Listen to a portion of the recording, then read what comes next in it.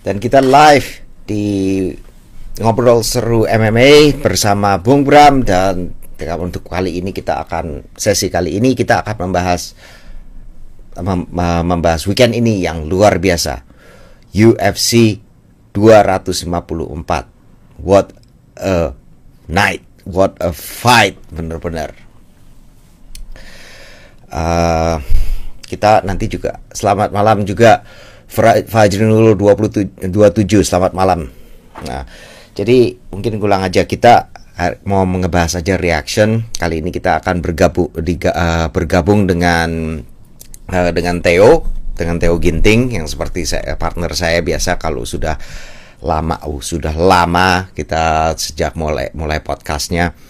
Tapi buat saya sih gini, kalau saya pribadi kurang lebih gini, saya nonton pagi-pagi sampai jam 4, terus habis itu saya benar-benar nggak bisa tidur. Buat saya itu emosional sekali. Itu ngelihat bagaimana Khabib reaksinya juga pada saat menang, kemudian juga pada saat dia menang, pada saat dia juga kemudian menyatakan kalau dia retire, itu benar-benar emosional. Itu saya juga wah, itu benar-benar nggak, kalau mau dibilangin is that a drama yang dibikin, mau dibilang drama, mau dibilang apa, itu menurut saya itu momen yang benar-benar menyentuh, benar-benar itu menyentuh gitu buat saya.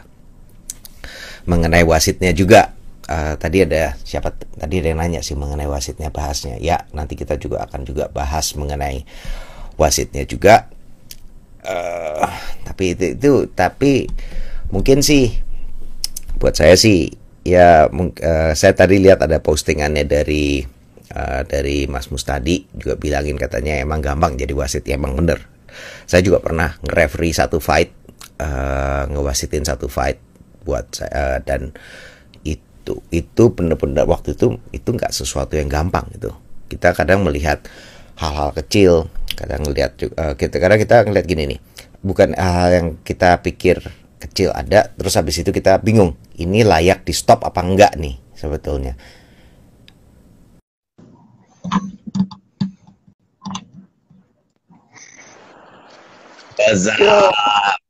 Yo, what's up Omi? Udah lama kita nggak, udah berapa lama ya kita ya? Udah lama, lumayan. Udah lumayan lama. Ada 1 minggu lalu gue totally off gue. Minggu ini juga, minggu sebelumnya kan sama Brando, minggu sebelumnya lagi juga sama siapa? Sama Willem Munster. Gitu. Oh iya. It's been a while jadinya, month. Yeah, tapi kalau kali ini rasanya gue perlu, kayaknya you're the best guy untuk gue diajakin ngomong nih sekarang kita. Lu suara lu lagi serang, lu habis nonton ini ya, gara-gara nonton tadi pagi juga ya. Gue berapa bulan ini suara gue serak banget, gue gak ngerti kenapa. Mungkin karena kemarin persiapan gue teriak-teriak mulu kali. Waktu persiapan like itu always ya. Lah latihan kan selalu teriak-teriak kan. Tuh, iya. Tapi ya gitulah. Lu nonton tadi ya. Khabib nonton kemarin tadi pagi. Nonton subuh. Iya. Gimana menurut lo? Oh gila sih men, fight card-nya gila, pack banget. Gue nonton tapi pas prelimnya gue nggak nonton karena gue nonton One Pride kan. Gue pengen lihat One Pride, perkembangan fighter sekarang kayak seperti apa. Terutama yang welter ya. I'm not very happy with that sih. Ya, udah deh, gue nggak mau ngomongin. Yeah, man. Let's not talk about that. Let's not talk about that, nggak mau. Tapi fight card tadi gila. Gue bilang itu bener-bener sakit jiwa, itu bener-bener hebat itu. Gila sih ya. Tadi sih gila sih. Shit, menurut gue sih kayak wah gila sih. lu mau bahas siapa dulu nih? Khabib sama KG dulu atau kita mulai dari bawah atau dari main Mulai event dari aja? bawah aja. Gue udah bikin notesnya semua kok. Oke, gua harus akuin. Oke, gua harus ngaku dosa dulu nih sebenarnya. Ah. Waktu ini Magomed Ankalaev sama Kutilaba. Gua asli gua udah waktu itu baru balik siaran gua agak ketiduran gua. Kenapa lu pegang Kutilaba? I've watched it. Actually, Jadi, gue ngikutin cara lu. Gue jujur gue ngikutin cara lu. Kalau ada orang dari Rusia yang arah-arah ini kan, arah-arah Eurasia begitu, pilih mereka. Ya. Yang namanya orang yang stan begitu. Mau namanya Rusia Slavic. mau apa Slavic. Wah, udah deh. Gue akan cenderung untuk milih mereka kalau nggak tahu dua-duanya. Itu gue nggak lihat. Jujur gue nggak lihat. Gue ketiduran. Habis itu gue mungkin antara gue lupa. Waktu itu gue ketiduran. Habis itu gue bangun. Gue ngelihat Lauren Murphy udah yang kedua sama Shakirova. Oh. Yang kedua. Itu gue jadi yang pertama gue nggak tahu lu note-nya gimana, itu jujur gue nggak lihat. Note gue sih keren banget ya. Jadi Ankalaev ini sama Kutilaba ini pernah ketemu sebelumnya. Jadi this is the rematch, the second version of their fight. Karena kan waktu fight pertama Ankalaev itu Kutilaba itu diberhentikan. Menurut gue agak-agak early stoppage karena mereka masih jual beli walaupun Kutilaba itu udah mulai goyang ya. Udah mulai goyang banget.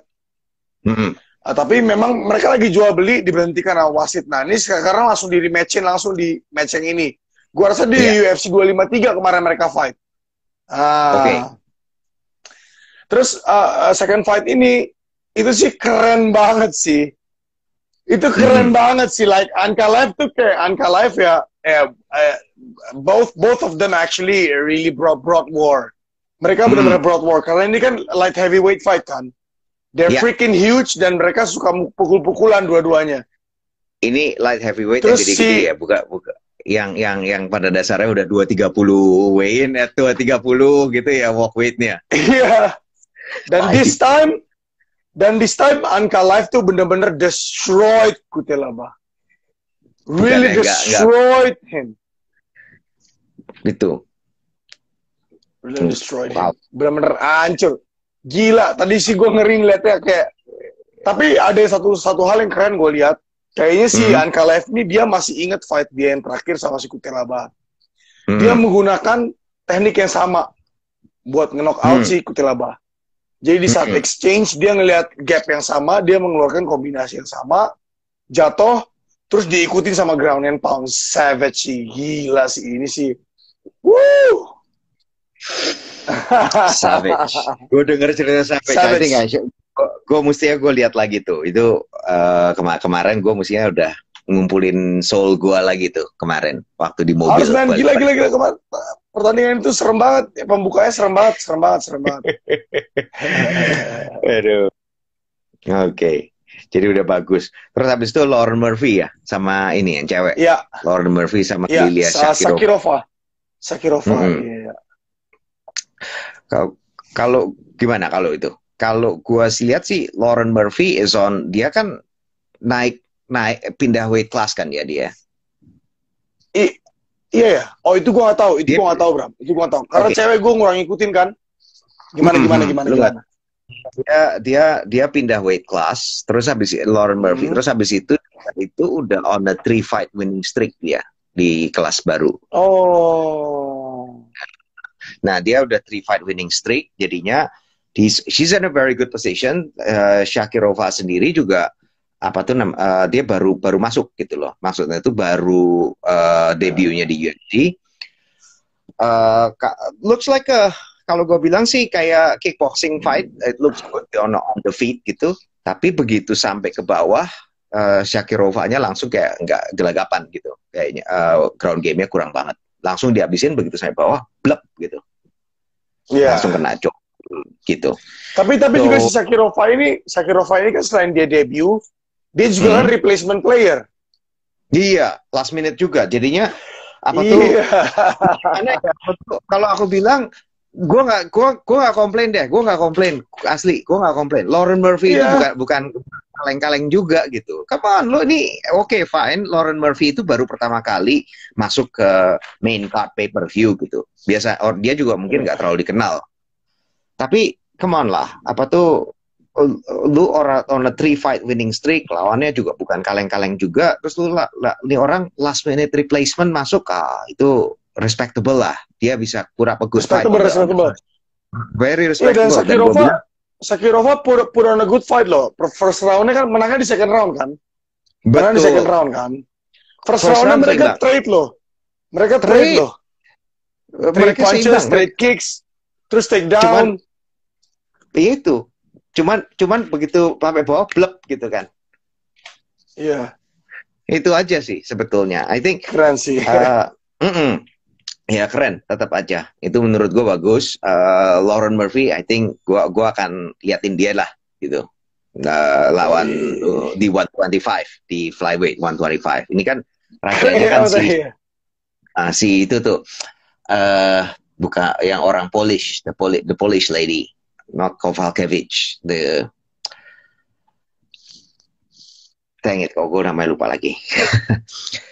Anyway, pokoknya the 125, the yang blonde itu, yang poli. Nah, anyway, terus habis itu berikutnya ini kan, yang gue kaget nih, jujur nih, adalah Jacob Malkoun yang orang Australia. Jacob Malcolm sama House ya? House. Iya, House. Gue, let me be frank here. Gue akan jujur. Gue nggak pernah lihat orang 4-0 bisa ditaruh di main card di nomor yang punya ininya. Valentina Shevchenko, bener. Vergia 190909, bener. Itu dia. Itu namanya yang ada di. Bullet. Bukan itu. Champion is Bullet.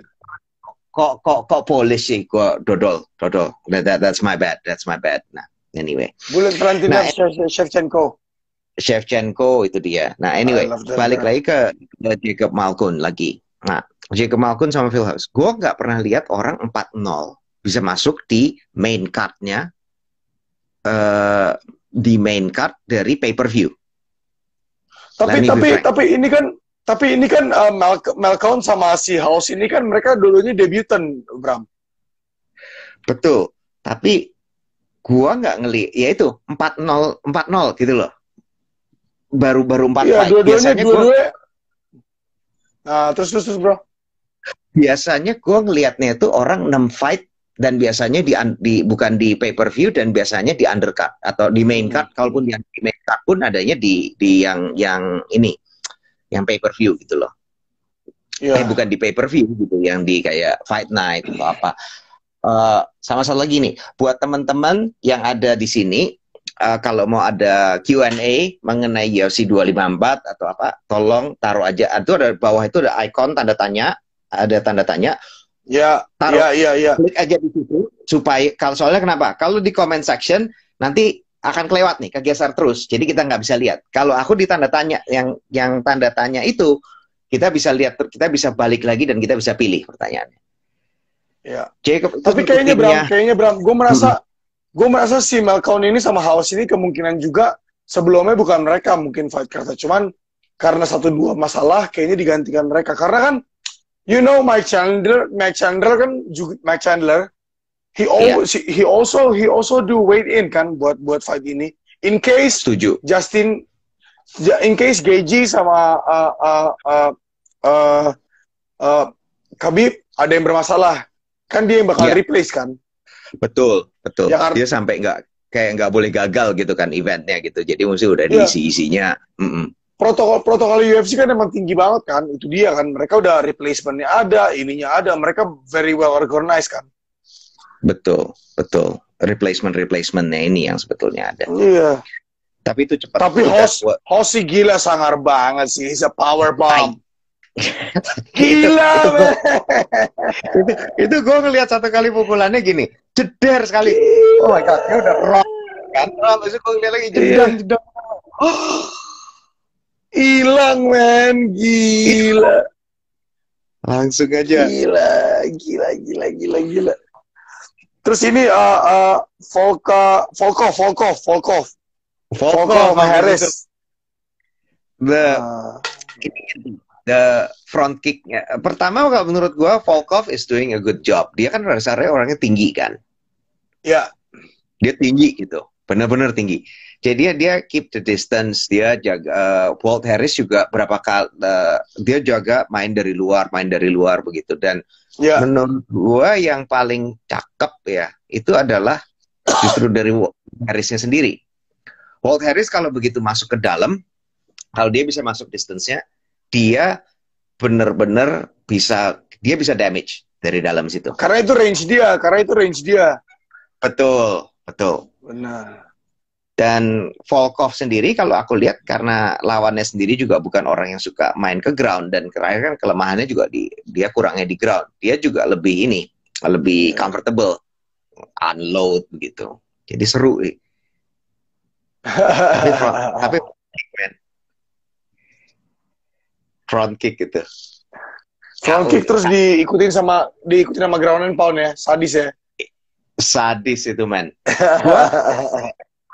Lihat ya, gue waktu pertama kali ngelihat yang paling pertama waktu lagi full speed begitu, aku pikir itu low blow. For a moment aku pikir itu low blow. Oh, tapi itu pas di solar plex tuh. Wah, gue gitu lihat slow motionnya, mati men. Orang segede begitu men. Heavyweight.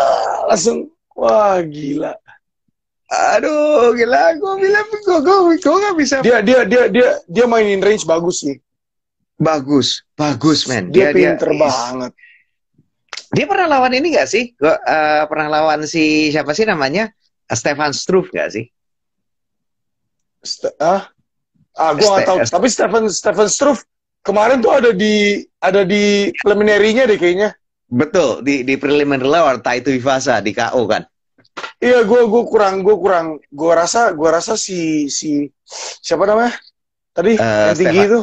Stefan Struve kayaknya kurang deh buat fighter. Kalau menurut gua dari dulu dari dulu agak kurang. Dia orang tinggi tapi nggak bisa pakai distance-nya. Dan ada lagi gini nih yang gua nggak suka dari Stefan Struve. Orangnya tinggi, lanky, panjang.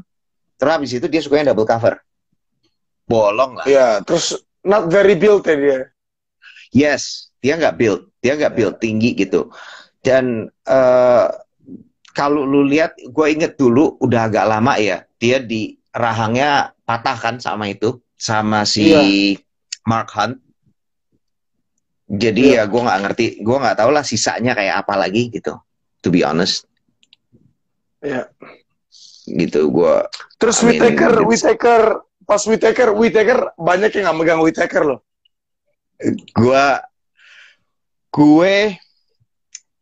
Gue jujur, I'll be frank, kalau gue pegang Whittaker tapi for the wrong reasons. Oh, the wrong reasons are? The wrong reasons karena gue selalu ada cenderung untuk dukung orang yang kalau mepet, gue akan lebih dukung orang dari Aussie. Because you're an Aussie. Itu aja. Jadi gue dukung dia for the wrong reasons gitu. Tapi yang pasti sih gue berpikir gini, dia ada harapan menang, bukan telak, menang. Iya. Kalau dia nggak main waktu kayak dia lawan Adesanya. Oh. Kalau dia main kayak Adesanya, dia bakal dibabat abis lawan lawan Cannonier. Tapi kalau mainnya kayak dulu, gue seimbang, gue bilang 50-50 gitu. Tapi gue nggak nyangka. Emang bener, tapi gue nggak nyangka satu dia daratin telak banyak walaupun Cannonier low kicknya juga segambreng gitu dan itu segambreng. Cuman surprisingly Whittaker is very savage today. Itu very savage. Gue lihat kakinya gue di ronde 1 gue lihat Ceder, ceder, ceder. Gue pikir tumbang nih, tumbang nih, tumbang nih. Kagak loh. Kagak, itu savage. Tapi yang combination itu tuh, combinationnya lu lihat nggak? Yang dia bikin knockdown. Dia masuk. Iya. Apa tuh namanya? One Straight. two, one straight. Waktu lawan yang ngehindar, dia kasihin lagi high kick dari kanan. Itu kombinasi paling bagus tuh. Iya. Iya. Ronde 1 ada, ronde 2 ada, ronde ketiga benar-benar tenak. Tetak.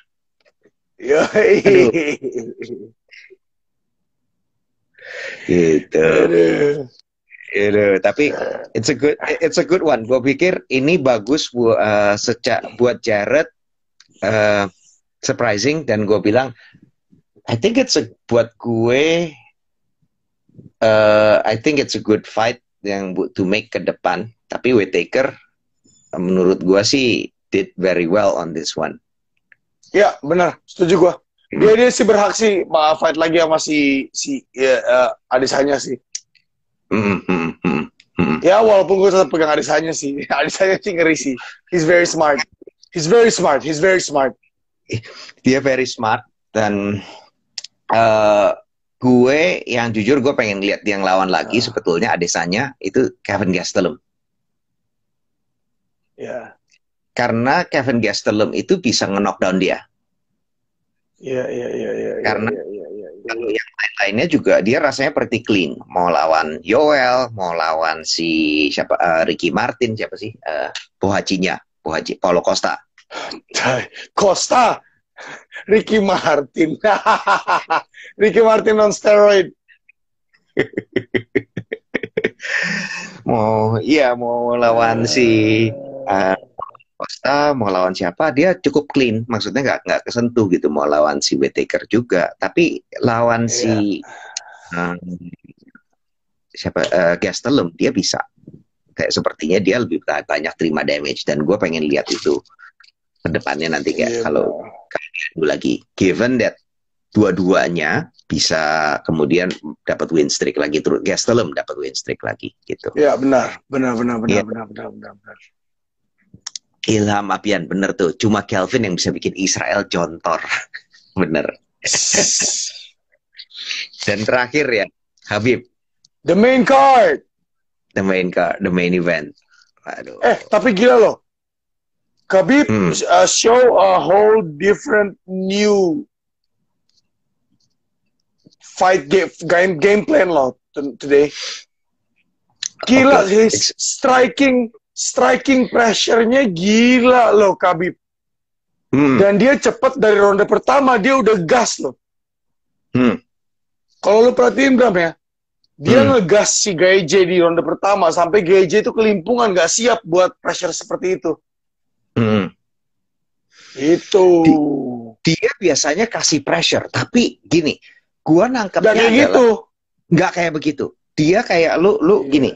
Dia udah kebiasa ngekat, habis itu begitu orangnya udah mepet ke tembok ya, itu mepet ke cage, habis itu dia akan habis itu nyerang dari situ, unloadnya di situ, apakah dia ngejar atas atau.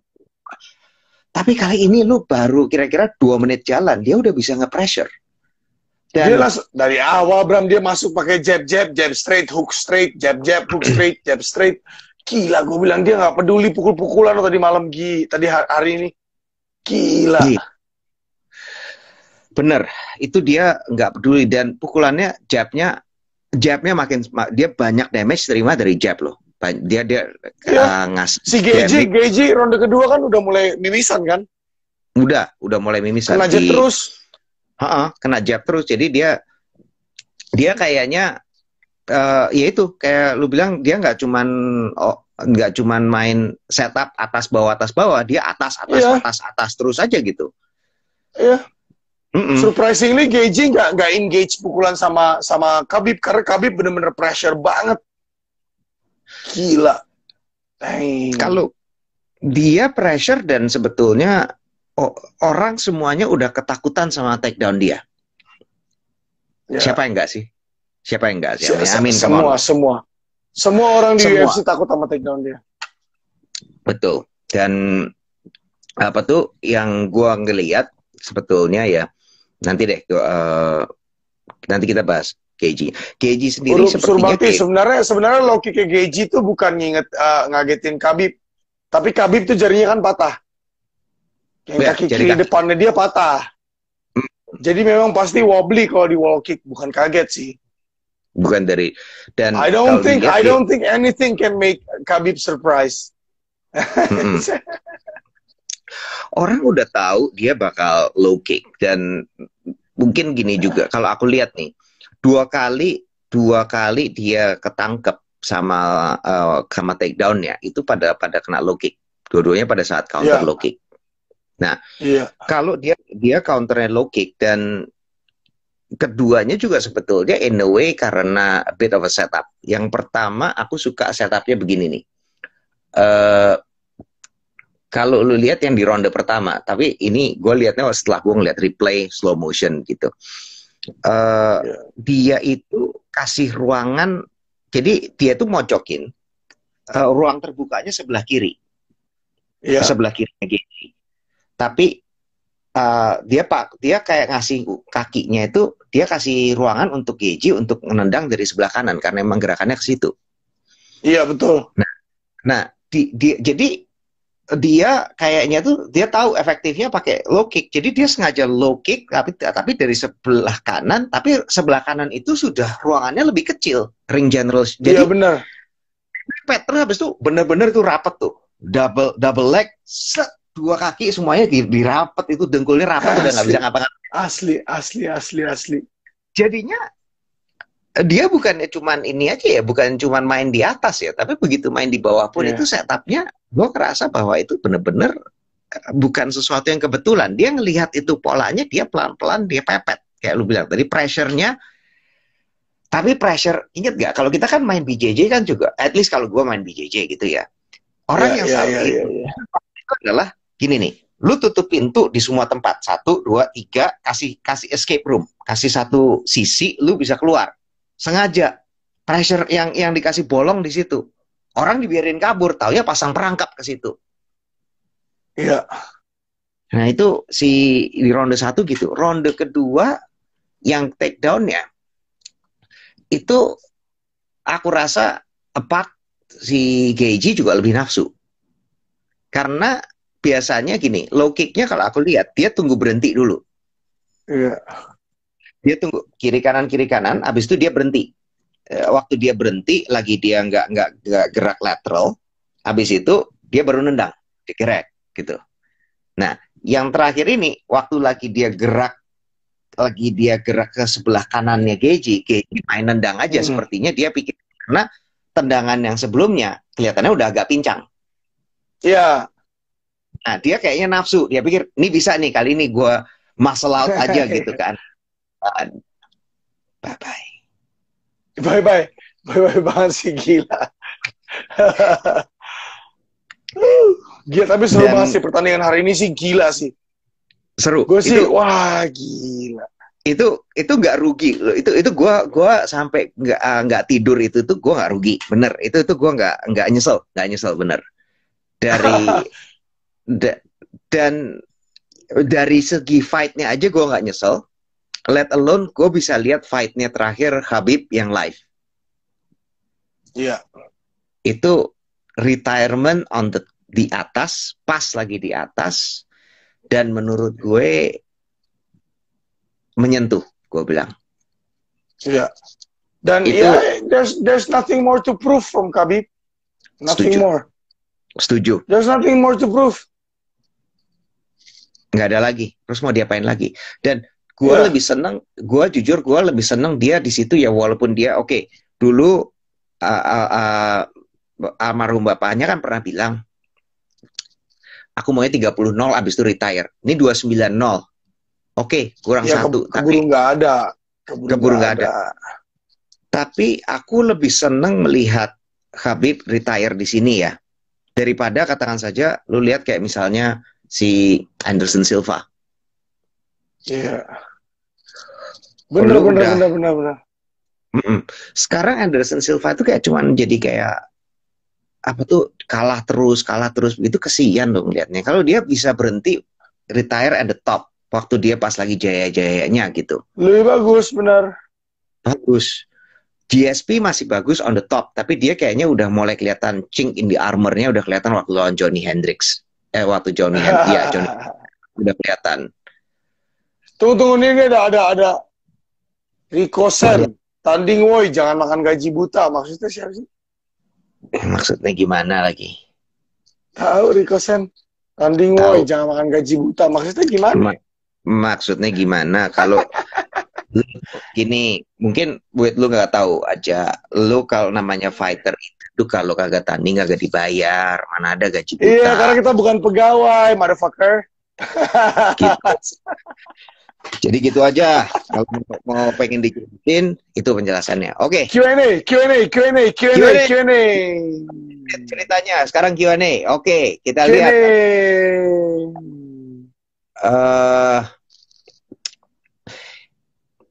Ini gue ada ditanya Aung Laan Sang sama Rainier the Reader. Aku nggak nonton jujur. Aku nggak nonton. Iya, gue juga nggak nonton. Ya udah, jadi aku nggak. I'm sorry, Acen Matthew, sorry banget. Jadi nggak bisa kita juga nggak lihat, sorry banget. Aku juga lagi siaran juga nggak lihat juga. Oke. Lawan Khabib yang paling cocok. Aku rasa ini nggak bisa dijawab nih, karena kita juga bilang nothing more to prove lah. Dia udah nggak bisa. Kayaknya nggak ada deh. Kayaknya nggak ada di lawan yang. Nggak ada. Ya. Itu udah superior grappling skill sih, udah ngeri banget sih. Dan atasnya makin lama makin ngeri, game plan-nya. Iya, striking-nya juga makin ngeri. Setuju gue. Striking ngeri makin banget. Ngeri. Jujur, gini loh, waktu aku ngeliat lawan Dustin Poirier, kan aku ngelakuin video itu kan aku lihat tuh gila itu capek men, gue ngeliat itu dari zaman dia dari debut lawan Kamal Shalorus sampai lawan Michael Johnson sampai lawan dia terakhir Dustin Poirier. Berkembang, tapi waktu lawan Dustin Poirier itu tuh nggak sampai sengeri hari ini. Beda Bang. Iya, benar. Lawan Dustin Poirier itu dia tuh masih makan damage, jedong berapa kali kena telek gitu sampai mundur gitu masih ada. Ini enggak gitu loh. Ini benar-benar this is like on a different level. Dan satu lagi yang aku lihat yang benar-benar berbeda, biasanya itu orang itu kalau kayak lawan Khabib itu biasanya itu nenggelemin pelan-pelan. Iya, benar. Lu disiksa dulu. Lu kayak waktu lawan Poirier di ronde pertama ada kesempatan untuk rear naked choke, nggak dihabisin, dilepas, digebukin lagi, bam gitu loh. Iya benar. Dan nggak ada yang bisa lepas. Nggak ada yang bisa lepas. Dia lepas. Dia lepas gebukin babak sampai orangnya secara dia nyerah. Poirier di ronde yang waktu di ronde 3 dia kan sebetulnya udah Hail Mary aja, udah gue pokoknya ini aja deh, pokoknya kalau nggak bisa ya udah gitu kan. Iya benar. Nah, itu kemarin itu aku nggak melihat itu di Khabib. Dia saking santainya dia bilang oke, masuk bawah bab saya langsung aja kejar submission papai. Asli. Kemarin tadi pagi sih gila, Khabib tuh nyerang pakai pukulan itu sampai game plan-nya si Justin Gaethje itu hancur loh sama Khabib, gila. Betul. Dan yang lebih hancur lagi gini, gue bilang gue berpikir bahwa Justin Gaethje bisa memegang centeringnya, karena dia dari dulu kan kalau lihat waktu lawan Tony, waktu lawan Cowboy, dia bisa di tengah, udah begitu di tengah dia bertahan, he stand his ground di tengah. Iya. Dia di tengah ngehindar, dia akan ngehindar, dia nge-swing, dia ngehindar. Kali ini enggak, dia di pinggir terus, nggak bisa. Iya benar nggak bisa. Next question.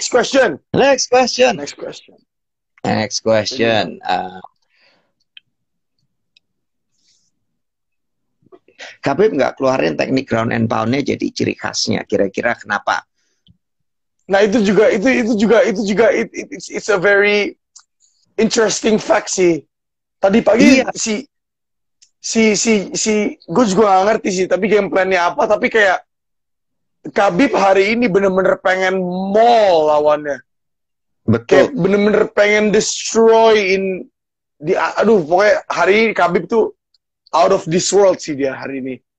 Gue juga setuju sih. aku nggak tahu kenapa, tapi kayaknya gini. Kalau buat aku nih, aku memikirnya gini. Dalam pikirannya Khabib, dia pengen bikin statement.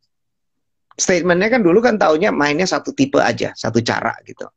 Ini sepertinya dan dia kan hanya menggunakan jujitsunya tuh kalau lawannya udah mentally nyerah. Iya. Iya kan? Nah, kali ini sepertinya dia mau bilang, aku sebenarnya yakin nih sama jujitsu aku, sama submission game aku. Makanya begitu sampai bawah langsung kejar submission. Iya, benar. Kayaknya dia mau bikin statement itu di akhir karirnya. Gitu. Benar. Aku bilang, dugaan aku di situ. Tapi aku nggak bisa jawab bener. Itu hanya dugaan aja. Harus tanya orang langsung. Atau tanya Javier Mendes yang punya AKA. Itu aja. Nah, itu Next dua. question. Tapi dugaan question. Itu makin numpuk lagi nih pertanyaannya. Apa keluarin aja, Bram?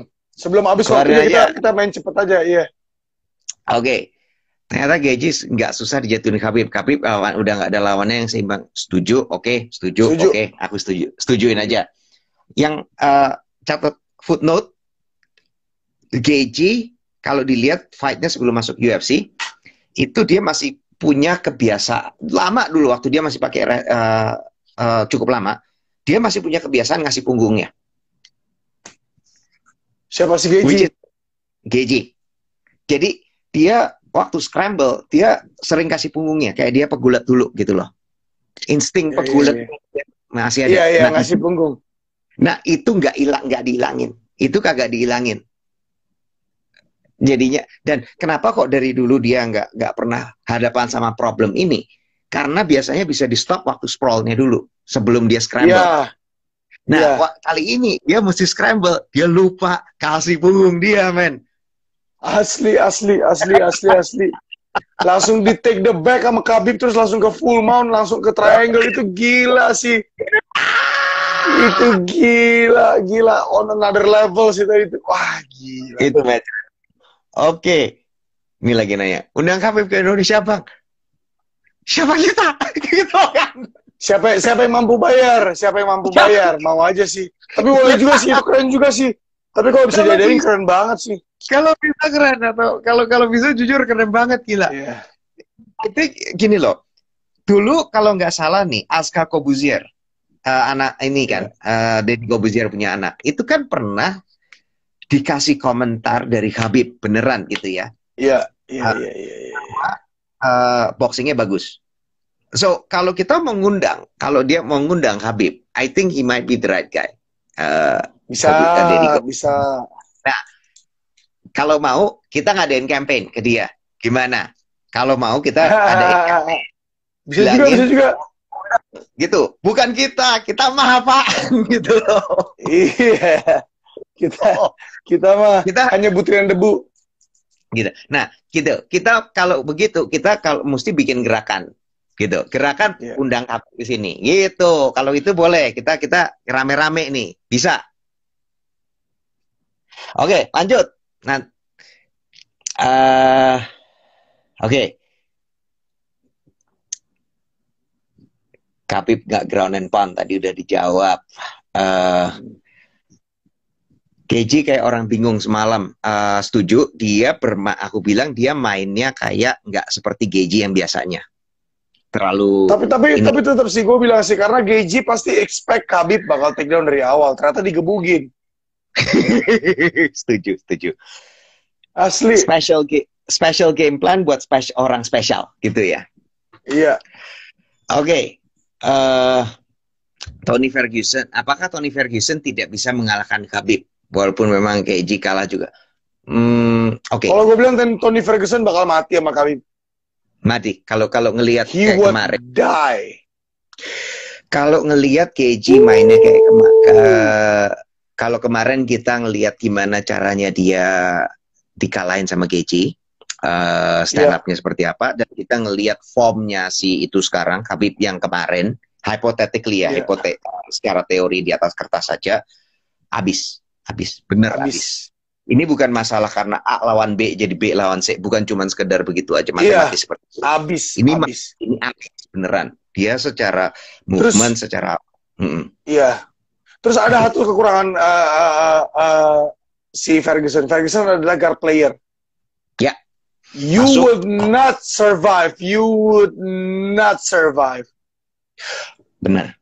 Aku nggak akan gini.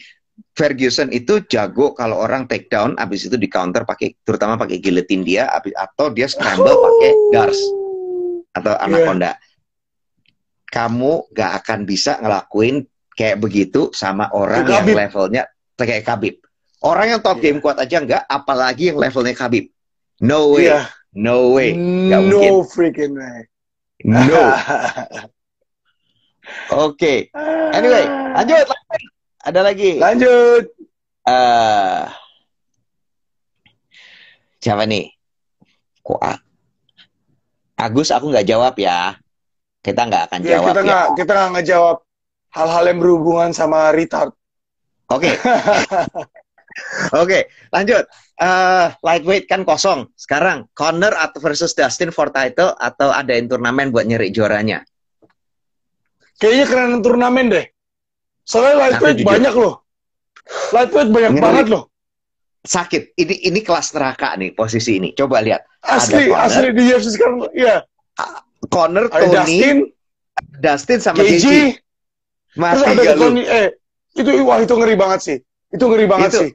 Itu kalau bisa diadain turnamen, itu keren. Itu jujur. Itu keren banget. Coba nih, ini aku double check lagi nih UFC ranking ya. Aku cek Bram. 1 sampai 6 aja, 1 sampai 6 aja, atau 1 sampai 8. Oke, UFC ranking lightweight. Justin Gaethje 1, Poirier 2, Ferguson 3, McGregor 4. Bloody mana nih? Kok nggak masuk ini? Ranking UFC. 404 not found. Kenapa lagi nih?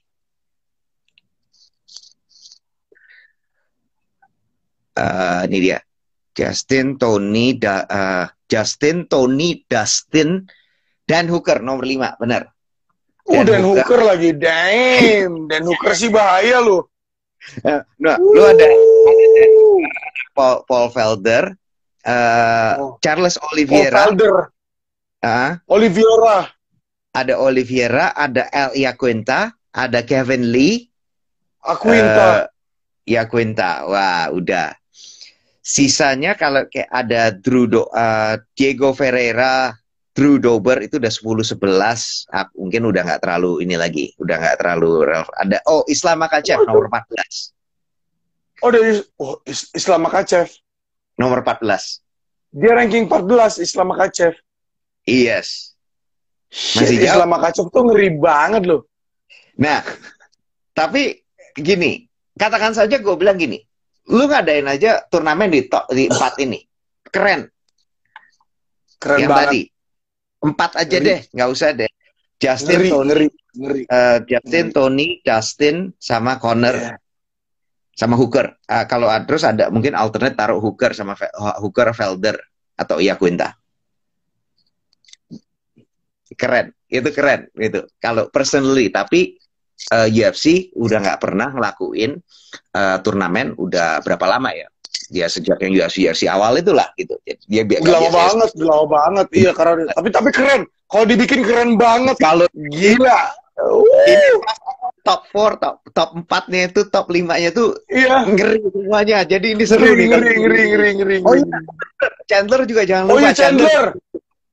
Wah, lagi Chandler. Bener, Vergia 190909. Bener, Chandler.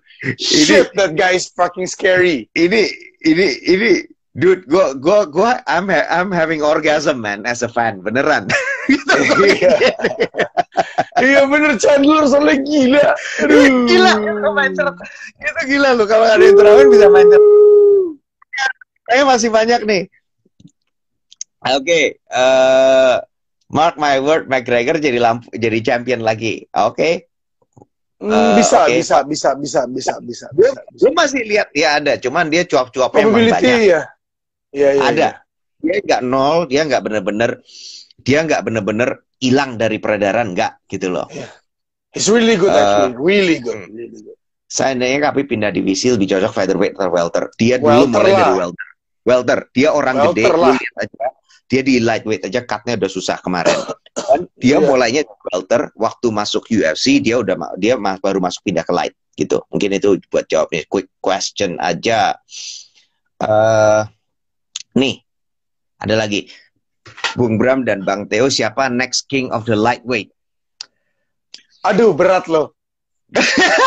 Barusan dibahas tadi. Gue belum Iya. pusing gitu loh. Dude, ini berat banget dijawab, man. Berat. Gue mau ini gue ngeliatin ini. This is such a good question. Gue gak bisa jawab. Berat. Cuman turnamen yang bisa jawab. Karena susah kita bilang turnamen gitu loh. Iya. Nggak bisa. Nah, jawabannya. Oke. Aung La Ensang, Khabib pindah divisi tadi udah.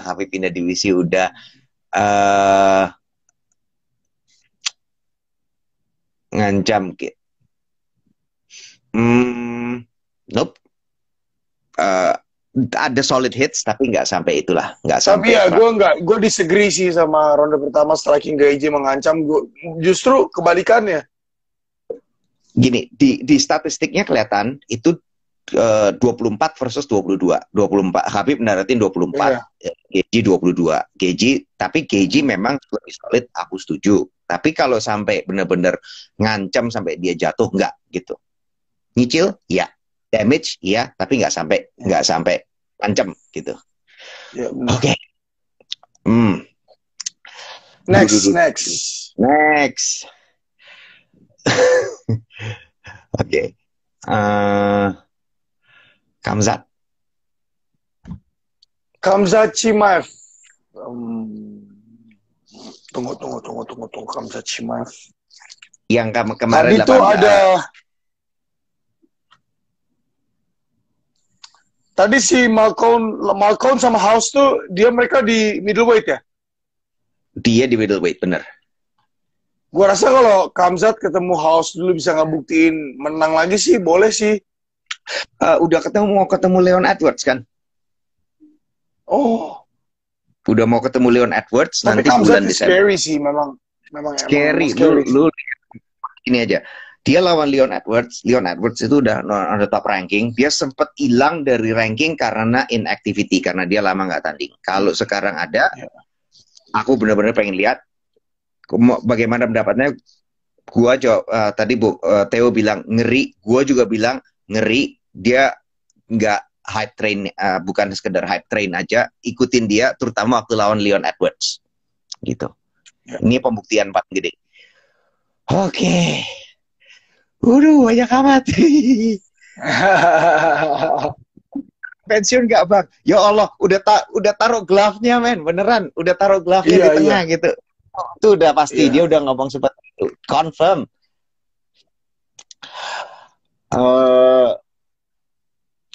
Setuju nggak apa yang dilakukan UFC ke Leon? Maksudnya nggak lack of activity, tidak banyak aktivitas terus abis itu dicabut dari ranking. Aku jujur nggak setuju.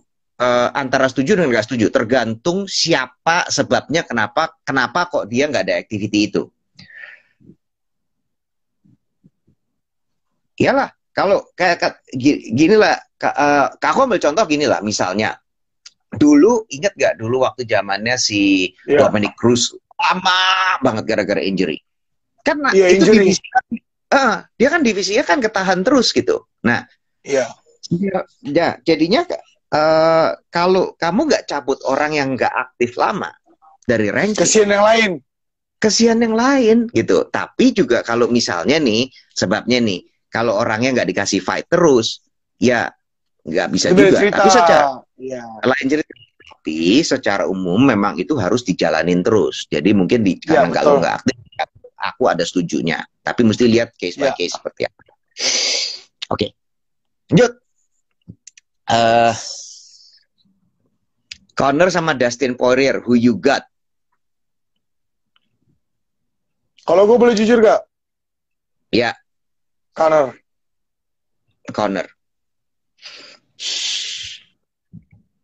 Aku Conor, kalau man.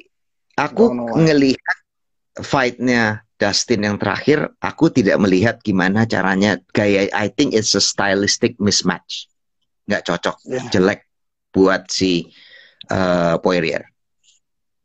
Gue nggak bilang, Conor. aku nggak bilang dia Love jelek Conor. loh. Yeah. Tapi kalau Iya. Conor McGregor lawan Michael Chandler, nah itu beda cerita tuh. Oke, kenapa?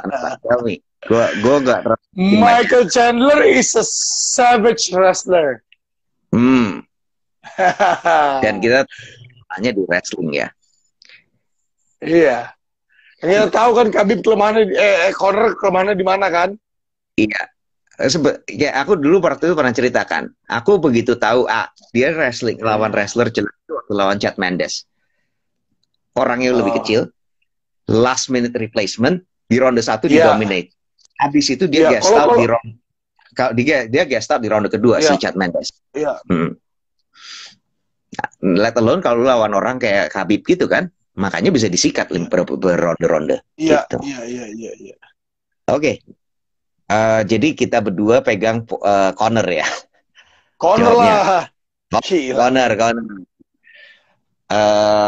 Khamzat bakal dapat karir sesempurna Khabib nggak? Nggak tahu. Lu mesti lihat dulu. Dan kalau lu lihat juga gini lah, even yang namanya si itu, siapa tuh namanya, si Khabib, itu satu kali dia hampir dapat kalah loh waktu lawan Gleison Tibau. Iya, Khabib, benar. Dan gaya mainnya dia, kalau kita lihat nih, makanya nih kalau dibilangin nih, Bung Bram, suruh bikinin analisa dong. Aku tuh jujur nih, kadang kelihatannya itu video cuma 15 menit, tapi kadang aku ngeliatin itu sampai ke belakang-belakang, sampai aku ngeliat kapan orang itu gayanya berubah. Dan faktanya adalah gayanya dia berubah setelah abis dia ngelawan Gleison Tibau. Iya. Dia sepertinya ada dia kayak gini kan, kalau si Gaethje itu dia bilang aha-nya gitu, terus habis itu gue bilang gue nggak boleh nangkis pakai kepala lagi gitu ya. Itu adalah setelah Dustin Poirier, si Khabib ini dia menemukan ada aha-nya bahwa gue nggak bisa cuma ngejar takedown tok, mesti lebih dicampur sama yang lain. Itu waktu lawan Gleison Tibau. Di Gleison Tibau. Gleison Tibau, benar. Gayanya nggak berubah banyak, tapi tajamnya tuh jauh lebih tajam. Perkembangannya kenceng banget habis dari situ. Anyway, 5 menit lagi. 7 menit. Bener kan, cepet kan, kita habisin ini ya kene. Bro juga. Jawab dong kira-kira pemegang sabuk lightweight siapa? Nggak bisa, tadi udah dijawab. Penerus Khabib, kalau gue jawab, gue bilang Islam. Gue juga bilang Islam. Islam Makhachev. Gue bilang Islam. Islam Makhachev tuh, cuma belum ada kesempatan aja dia. Belum ada kesempatan. Somehow dia tuh selalu dapat short. Kayak gini, dia dapat short and dia selalu, ya itu aja, tiap kali ada orang turun nggak dapat gitu loh. Itu aja nyebelinnya. Kesian aja dia sebenarnya.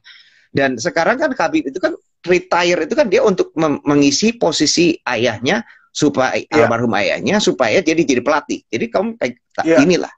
Nah, itulah itu bakal jadi ngeri juga tuh Islam Makhachev. Oke. Stipe versus Jones dulu. Apa Ngannou lawan Jones dulu, Bang, yang menang lawan Stipe? Menurut gua Ngannou lawan Jones dulu kali, baru lawan Stipe. Jangan title dulu langsung. Jangan title. Iya. Aku bilang enggak dan aku juga nggak setuju, tapi aku secara umum akan bilang nggak fair kalau orang yang pindah kelas langsung kamu kasih title shot. Iya, palingan satu fight dulu. Fair. Itu nggak fair, bener. Nggak bisa. Aku cenderung begitu dari masalah fairness, marketability, masalah bisa ngejual apa enggak itu urusan lain. Emang nomor 2. Iya. Tapi aku lebih ngelihat dari sisi seperti itu. Nggak fair. Stipe, Ngannou, Chandler, Javier Mendes pernah bilang gimana tanggapannya? Javier Mendes pernah bilang Conor lawan paling tangguh untuk kalau aku ngelihat sih kayaknya emang iya sih kalau ngelihat fight-nya. Maksudnya gimana sih? Gini, Javier Mendes itu AKA Ya. American Kickboxing Academy. Dia bilang, kalau aku bilang ini maksudnya adalah ini adalah lawan Khabib yang paling tough. Menurut aku kayaknya kalau ngelihat fight-nya ya bisa jadi itu aku bilang bisa jadi. Terutama karena dia lu bayangin gini nih. Conor itu kenapa kok tidak bisa habis? Itu karena dia sanggup bawa dia takedown di 2 ronde pertama. Kalau ininya nggak dihabisin, tangannya nggak dihabisin, itu bisa ke knockout juga tuh. Jadi dia harus hati-hati sekali sama dan dia harus hati-hati, tapi game plan-nya tuh dieksekusi dengan baik. Habisin nih 2 nih lengan. Dia waktu dia pakai wrestlingnya. Jadi aku rasa bener.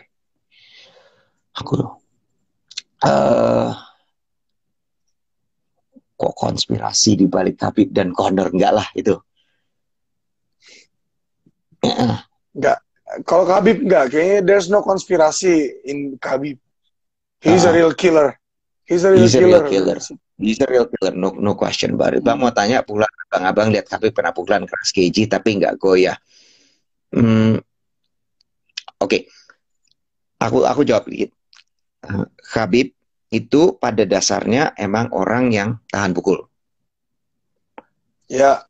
Kalau enggak, dia enggak bisa sampai sejauh ini dengan strategi maju. Dia maju kenceng. Maju, terus habis itu Khabib yang dulu kan lebih sembrono dia. Lebih maju, menekan terus aja untuk ngejar takedown-nya.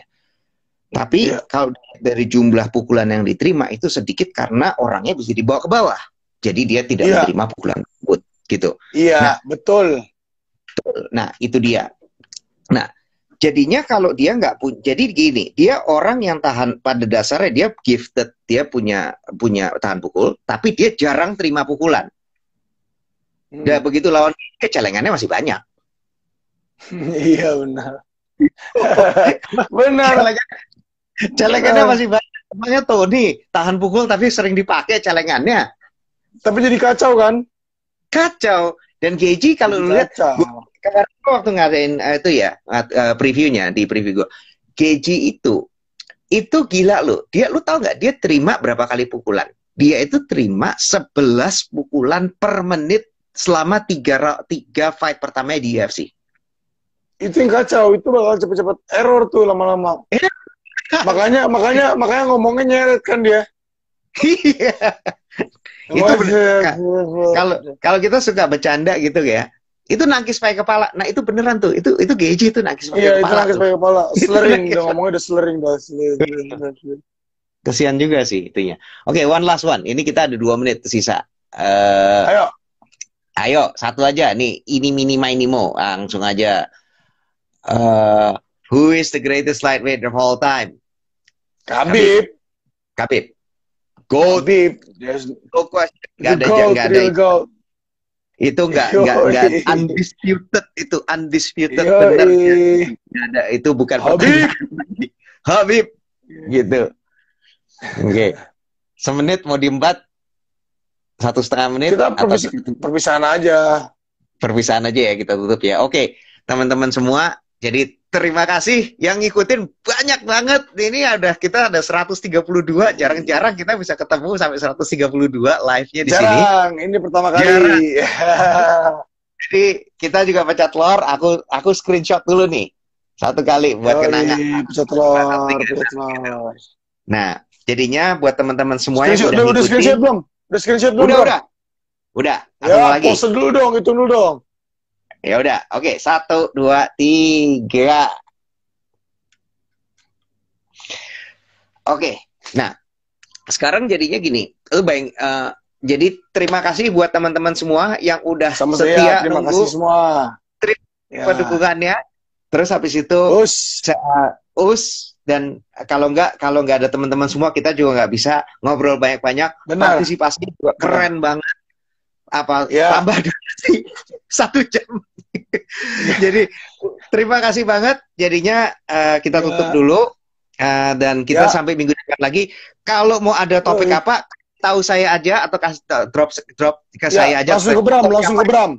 langsung ke saya atau siapa yang ingin diundang, kasih tahu aja. Jadi kita sampai di sini dulu dan sampai jumpa lagi di Ngobrol Seru MMA minggu depan. Sampai jumpa. Sampai jumpa. Baik, Pak. Us. Us.